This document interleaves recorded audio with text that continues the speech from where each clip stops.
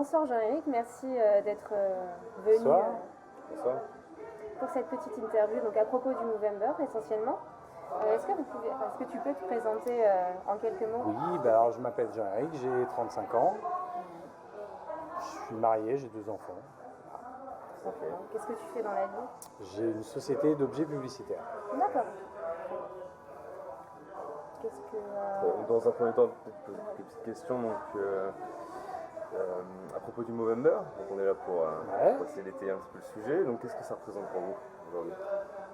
Alors, moi c'est un peu, c'est très personnel, mais le Movember, je trouve que c'est la meilleure illustration de la question de fond qu'il représente, c'est-à-dire la santé masculine et les questions autour de la santé masculine, sur lesquelles il n'y a pas un tabou, mais juste un non-dit, c'est-à-dire qu'on n'en parle pas, et finalement, avant d'y être directement acteur, on ne sait pas ce que ça peut impliquer, donc c'est plutôt positif. D'accord, voilà. Ça vous tient à cœur pour toutes ces raisons? Ouais, complètement. Ouais. Ok, super. Au sujet peut-être un petit peu plus direct, donc pour le sujet de la maladie. Ouais. Tu as vécu peut-être cette expérience, ce parcours Alors moi je suis un des nombreux, alors j'avais 29 ans à l'époque, j'étais un des nombreux jeunes et de plus en plus a priori touchés par le cancer, donc le cancer du testicule en l'occurrence, c'est un peu l'équivalent du cancer du sein pour les femmes. Et que j'ai eu l'occasion de découvrir à l'occasion de la découverte de ma maladie, puisque finalement j'en avais jamais entendu parler. Mais il faut savoir qu'entre 20 et 30 ans, il y a une grande couche de la population masculine qui peut être touchée par 2 types de cancers, le cancer du testicule et le cancer qu'ils appellent Hodgkin's, enfin, de la lymphe. Alors, je crois que c'est des glandes lymphatiques à ce niveau-là. D'accord. Okay. Et on connaît mieux d'autres types de cancers masculins, mais qui touchent plutôt nos grands-parents, moins les jeunes. Et sans qu'on sache vraiment pourquoi, il y a une grande partie de la population masculine jeune qui est touchée. D'accord. Et qu'est-ce qui a été le plus difficile en fait dans cette maladie? Qu'est-ce qui a été difficile à vivre?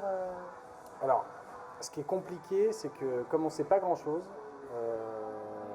on n'anticipe pas grand-chose. Et finalement, moi je me suis laissé porter dans un process qui finalement a duré 1 an, et sans trop poser de questions. Et finalement, je me suis aperçu à chaque étape de la difficulté qu'on pouvait engendrer qu'on pouvait rencontrer en tout cas dans le processus de guérison, mais finalement on ne sait rien ni sur le cancer, à part que c'est un mot, voilà, on a l'impression de l'avoir prononcé, on a tout dit.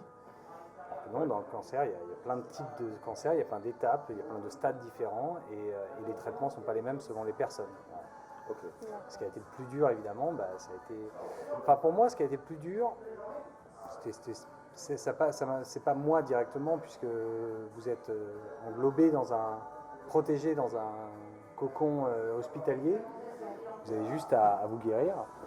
Mais l'impuissance de l'entourage, c'est le plus compliqué finalement. Ouais. C'est-à-dire qu'à 29 ans, annoncer à ses parents qu'on a un cancer, c'est pas le truc le plus facile à faire. Bien sûr. Et justement, du coup, à contrario, qu'est-ce qui vous a aidé à rester positif et peut-être du coup à soutenir vos proches? Ce qui m'a aidé, c'est justement d'avoir 29 ans. C'est-à-dire qu'on est jeune, on a quelque chose à défendre, c'est-à-dire toute une vie à faire. Moi, en l'occurrence, l'été avant qu'on découvre que je sois malade, on avait décidé de se marier avec ma fiancée. L'été d'après. Donc c'est la seule deadline que j'avais donnée au médecin. Je lui ai dit, vous faites ce que vous voulez, j'encaisse, mais je me marie au mois d'août. Il m'a dit, c'est un peu compliqué. Je lui ai dit, non, au mois d'août, je me marie. Et donc ça m'a aidé. Ça a été un peu le fil rouge du truc. Et au mois d'août, on s'est mariés. Super. Et du coup, tu avais déjà des enfants ou ils sont arrivés après? Non, et alors ça aussi, ça fait partie des trucs que tu découvres après. Après une chimiothérapie, tu as une chance sur 2 d'être stérile. D'accord. Et tu as un bon pourcentage quand même de recouvrer ta fertilité dans les 5 ans qui suivent. D'accord. Et en l'espèce, on a eu 2 enfants et tout va bien. D'accord, donc si je résume bien, au final on pose un petit peu le mot cancer sur quelque chose qu'on n'arrive pas trop à définir au niveau de la masculinité. Oui, exactement. On ne pose même pas le mot cancer. C'est-à-dire que jamais on te dit tu as un cancer. Ouais, un médecin va utiliser des termes que tu ne comprendras pas, et j'étais obligé de lui arracher le mot cancer, mais finalement sans savoir ce que c'était un cancer. D'accord. Et après l'énergie finalement de cette jeunesse et le fait d'avoir un contexte familial peut-être Ah oui, à oui, aider complètement. Ouais. Je pense que tu te bats différemment à 29 ans qu'à 70. totalement, Probablement. je pense, ouais, probablement. Et suite à ça, tu as vu peut-être des moyens de prévention, peut-être que tu aurais aimé en tout Ouais. cas Alors avoir... complètement, et c'est en plus le message de Movembre, mais il est simple. Il est aussi simple que le dépistage qu'on peut avoir sur le cancer du sein. En gros, moi j'ai découvert une grosseur 8-9 mois avant de la faire diagnostiquer. Je ne l'ai pas fait diagnostiquer parce que j'avais 29 ans, que j'avais autre chose à faire et que voilà quoi, c'était pas grand chose.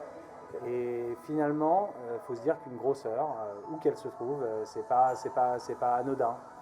Et si elle n'est pas douloureuse, c'est pas moins anodin. Donc il faut la prévention, ça passe d'abord par le fait de se checker s'il y a une grosseur anormale, on la fait vérifier par quelqu'un de compétent, et plus on la fait vérifier tôt, et moins c'est grave derrière. Plus on attend et plus c'est grave.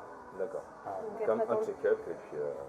Mais ça passe comme pour le cancer du sein, par l'autopalpation, et simplement on doit, même si on n'a pas de grosse base en anatomie, je pense qu'on doit pouvoir déceler une grosseur anormale à un endroit où elle ne devrait pas être. Tout à fait, donc prêter beaucoup plus attention à soi Exactement. et aux indices qui peuvent... Exactement, et puis ne pas hésiter à faire un check-up, simplement. On peut se dire, moi je pensais que c'était mon père qui faisait des check-up. Et depuis que j'ai 29 ans maintenant, je fais des check-up tous les ans. Voilà. D'accord. Et du coup, c'est un petit peu le conseil que tu as donné aux jeunes hommes, même à tous les hommes de façon générale, de faire des check-ups, de faire attention. Ouais. On sait maintenant que ça touche la population des jeunes trentenaires. Donc, à partir de 25 ans, faites des check-ups plus réguliers, même seul.